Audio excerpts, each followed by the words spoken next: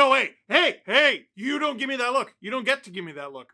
Because you might be like, very exciting, Steve. The Leafs hired a director of amateur scouting. We're supposed to be excited about that. How are you even making a video about that? You know why you don't get to see that? Look at you. Look at you. Where are you? You're right here! I made a video about the Leafs hiring a new director of amateur scouting, and you're watching a video about the Leafs hiring a new director of amateur scouting. So here we are. It is July. This is big news in July. So let's talk about it. So the Leafs recently lost their director of amateur scouting, Wes Clark. He left the Leafs to join the Pittsburgh Penguins. Who's the GM in Pittsburgh?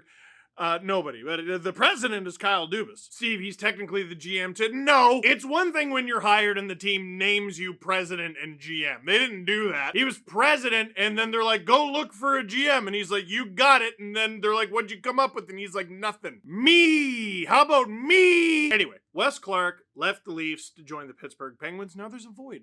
Now they gotta hire someone. Who are they gonna hire? It's actually a pretty interesting hire. Mark Leach is the new director of amateur scouting for the Toronto Maple Leafs. Who is that? Well, he's gonna be basically the guy like running the drafts for the Leafs over the you meant like literally who is Mark Leach? Yeah, all right, that's fair. That's a fair question. I understand the title of the video. Let's look at the Leafs press release and then we're gonna expand on it. Toronto Maple Leafs announced today that the hockey club has hired Mark Leach as the team's director of amateur scouting. I already said all that. Leach joins the Maple Leafs following 11 seasons with the Dallas Stars amateur scouting staff. We'll get to that. In Dallas, Leach worked directly with the Stars director of amateur scouting to oversee the club's successful drafting efforts. We will be talking about it later in this video, but I've mentioned it a bunch of times on this channel, on SDPN, basically everywhere that will listen to me say it. I am a massive fan of what the Dallas Stars have done in recent years. I'm not sure any team has drafted better than them over the last decade, frankly. I know some teams have gotten like Austin Matthews and Connor McDavid and Cale Makar, who the Dallas Stars actually could have had over the last 10 years. But you know how some teams do very well for a very long time, and they use the excuse, well, it's hard to draft well because we never have a high pick? Yeah, the Dallas Stars have not made that excuse over the last decade. They've done an unreal job. It gets better. There's another team you might recognize. Leach began his career in the NHL as an amateur scout with the Detroit Red Wings, where he spent 20 seasons, 1994 to 2013.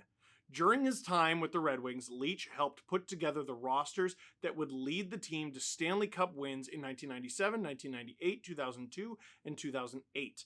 In addition to his NHL scouting experience, Leach spent 4 seasons as an NCAA assistant coach, splitting his time between Michigan Tech and Boston College, and then it goes into his playing career in the NCAA, and we just don't need to talk about all that because he's 62.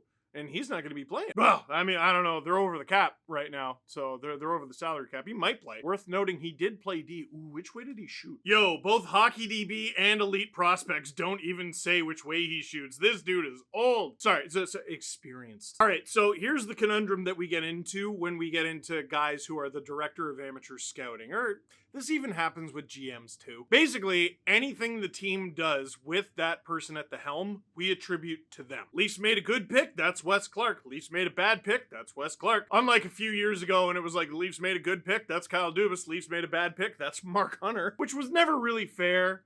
There's a good chance it was true. I don't know. Who knows? But one of the discussions we had on the Steve Dangle podcast when talking about Wes Clark leaving, it's not like he scouted personally every single OHL, QMJHL, WHL, college, USHL, every single game. The Leafs have a staff for that. A staff of scouts. A staff of amateur scouts. Which Mark Leach has always been. This is the fascinating thing that I didn't expect to see when I looked up his staff profile on EliteProspects.com. Mark Leach has worked as an amateur scout in the National Hockey League with only 2 teams, the Detroit Red Wings and Dallas Stars, since 1994. That's been his only job. Like, this dude, he's 62. Again, I said, he's been in the league since 1994, working. He has like never been director of amateur scouting, director of hockey personnel, like amateur scout. That's the only job he's got on his resume, which is not the type of person I would have expected the Leafs to hire but I also would have expected them to hire someone with a lot of experience, and weirdly, he fits that description. Anyway, Steve, get to it. You're right. Let's go all the way back to 1994. Let's go through the years, the Red Wings and the Stars. Let's look at some of the players that the Red Wings drafted and the Stars drafted with Mark Leach on staff. And a huge shout out to producer Hayden with SDPN, who hooked me up with these numbers, so I didn't have to. Since we're going all the way back to 1994, these are the draft picks that the Red Wings made that played at least 300 NHL games. Drafted in the second round with 856 games played and 203 points, Matthew Dangle. And this is one of my favorites on the whole list. 1,026 games played, 530 points. In the 10th round, Thomas Holmstrom. And look, I'm going to go through this list, especially the Swedish guys who were drafted by the Detroit Red Wings. You're going to be like, well, Steve, that was their famous Swedish scout. I think it was Ben Hawkinson who was responsible for all that. Oh, I'm sorry, I didn't know Matthew Dangle played in Sweden. Also, I'm just going to list all the players who played over 300 games because we don't know who Mark Leach had a hand in saying, he's good, he's not so good, we should get this guy, we should avoid this guy. We just don't know. Fast forwarding to 1998, this was a first round pick, but it was 25th overall, Yuri Fisher. He was a really good player before, obviously, the heart problem. And that year, very famously, in the 6th round, Pavel Datsyuk, the Magic Man. How do you follow that up? Well, you follow it up in the 7th round next year in 1999, which was a brutal draft. Henrik Zetterberg, dude. This is the thing. The Leafs are in a position where they're just going to have to constantly bleed draft picks. Like they're going to have to trade them at the deadline because they're always up against the cap. It's what they've chosen to do. It's fine. They're always going to be a team that has to do a lot with a little when it comes to draft picks.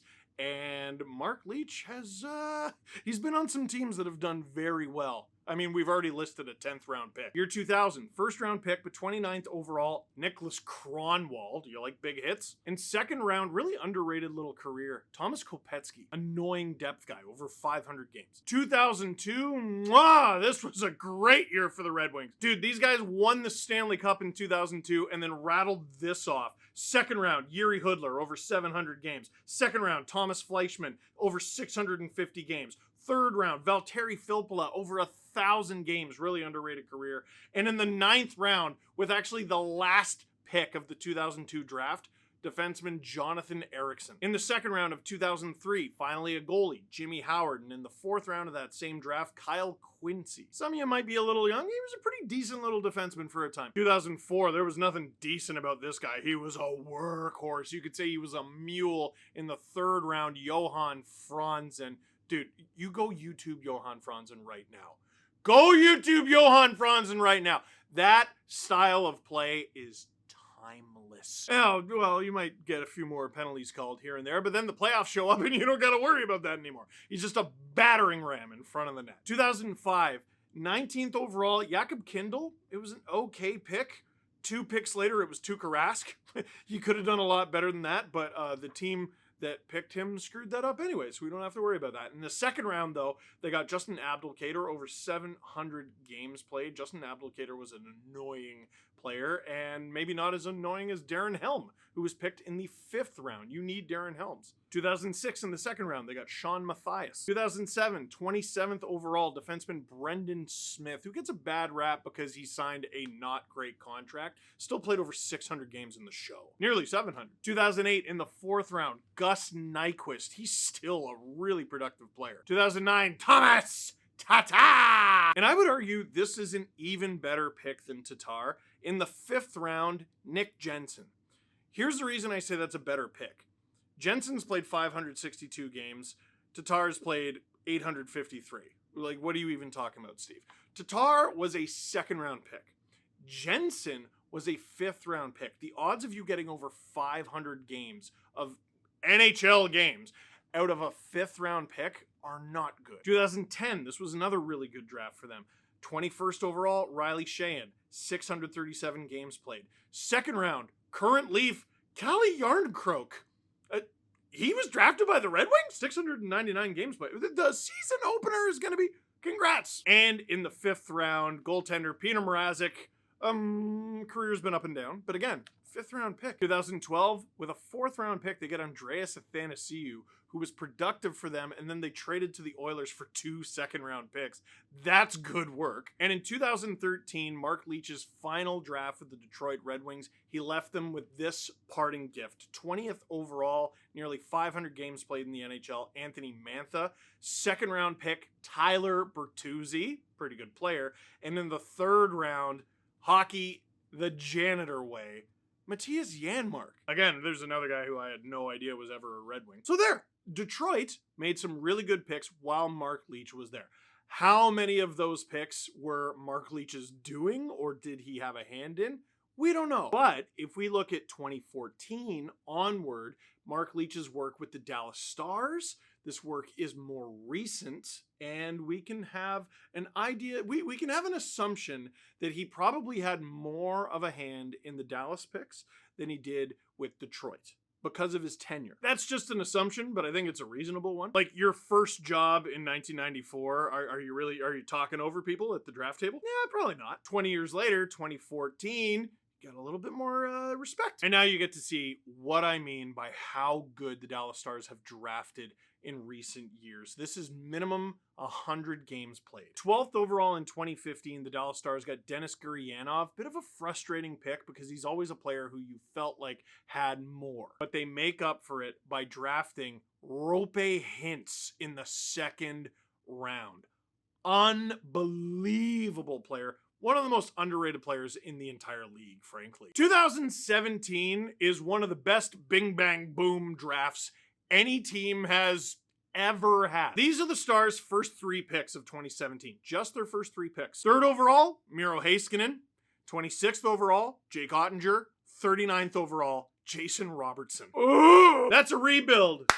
Done! Hey guys, we need a rebuild fast. Can you get me an elite winger, an elite defenseman, and an elite starting goaltender? Yeah, I can get you all of those things within 27 picks of each other. Is that okay? That'll do fine, yes. That is spectacular! Speaking of some of the most underrated players in the league, dude, Miro Heiskanen. Now, asterisk on that, 3rd overall pick, and the next pick was Cale Makar. I think the Stars can be forgiven because I actually just saw an interview clip today of Nathan McKinnon saying, why did the Avs draft this guy out of the AJHL? He played in Junior A. Anyway, Miro Heiskanen was a pretty good pick. Ottinger and then Robertson in the same draft. In the same draft. 2018, 13th overall, they got Ty Dellandrea. Not a great pick. But also, if you go and look at the 2018 draft, after Noah Dobson went 12th overall, unfortunately the Stars had the very next pick, that draft falls off hard. The next pick was Joel Farabee at 14th overall. That probably would have been a better pick, but after that, there's Keandre Miller later in that round, and not a whole lot after that. 2019, 18th overall, a gem of a draft pick, defenseman Thomas Harley, another guy who just doesn't get talked about enough. Out of all the defensemen picked in 2019, there are only 3 who have more points than Thomas Harley, and all of them were drafted before Thomas Harley. 2021 was another banger for the Dallas Stars, getting 2 little guys who maybe teams overlooked a little bit, who have been extraordinarily valuable. 23rd overall, Wyatt Johnston. There is a solid argument right now, probably not down the line, but right now, that he should have gone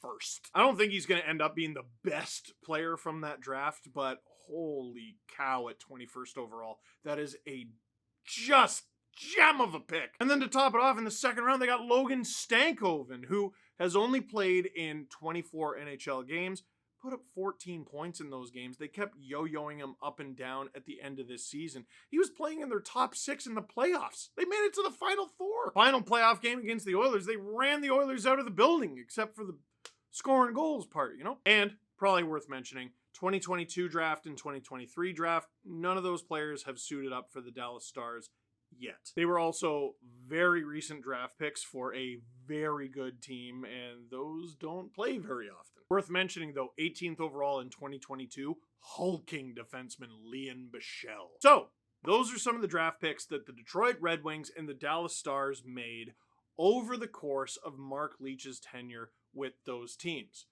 How many of those players were on the scouting radar of the Red Wings and the Stars directly because of Mark Leach? We don't know. We don't know. Was it 10% of them? Ooh, I don't know if I like that number. Was it 90% of them? Ooh, I like that number. The answer is probably somewhere in the middle. But Mark Leach's teams have consistently drafted pretty well. They've consistently found value after the first round and into the deep rounds. And worth mentioning, he now has the Toronto Maple Leafs scouting staff and financial might at his disposal. No reason to drag this out. What do you think? Let me know what you think in the comment box down below. Are you happy about this signing? Are you disappointed in it? Do you have any reservations? Were you weirded out by the signing, but now you've seen this video and you feel a little bit better? Or are you just happy that you had some hockey content to watch in July? I think that's me. I fall into that category.